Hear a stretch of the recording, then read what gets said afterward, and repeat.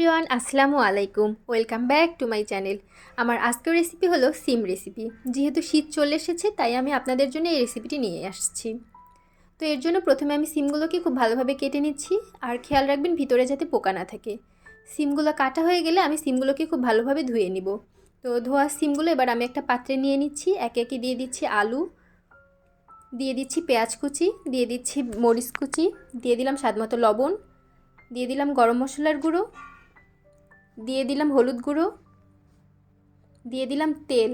এখানে আমি সরিষার তেল নিয়েছি। এরপর আমি সবগুলোকে খুব ভালোভাবে মেখে নিচ্ছি। আপনারা চাইলে এই কাজটি চামচ দিয়েও করে নিতে পারেন, কিন্তু আমি হাত দিয়ে মেখে নিচ্ছি।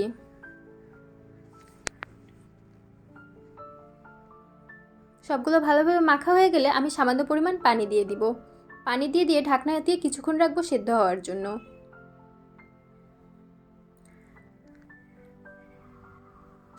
তো কিছুক্ষণ পর দেখতে পারবেন সিমগুলো সেদ্ধ হয়ে গিয়েছে।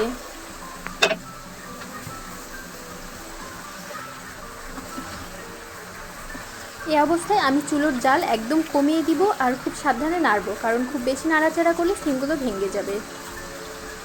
খুবই আলতোভাবে আমি সিমগুলোকে নেড়ে নিব যাতে নিচে লেগে না যায়।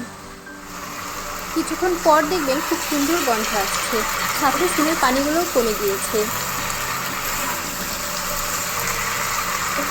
সিমের গা থেকে যখন তেল বেরিয়ে আসবে বুঝতে হবে যে সিমগুলো হয়ে গিয়েছে। তো এখন আমি সিমগুলো নামিয়ে পরিবেশন করে দিব কেমন হয়েছে। খুবই ঝটপটভাবে আপনারা করে ফেলতে পারেন এই মজার সিম রেসিপি। তাই দেরি না করে এখনই শুরু করে দেন আপনাদের রেসিপিটি। আশা করি আমার রেসিপিটি আপনাদের ভালো লেগেছে। যদি ভালো লেগে থাকে প্লিজ আমার চ্যানেলটিকে সাবস্ক্রাইব করে রাখবেন। দয়া করে লাইক কমেন্ট করে পাশে থাকবেন। ধন্যবাদ। দেখা হবে আবার নতুন কোনো ভিডিওতে। Till then take care. আল্লাহ হাফেজ।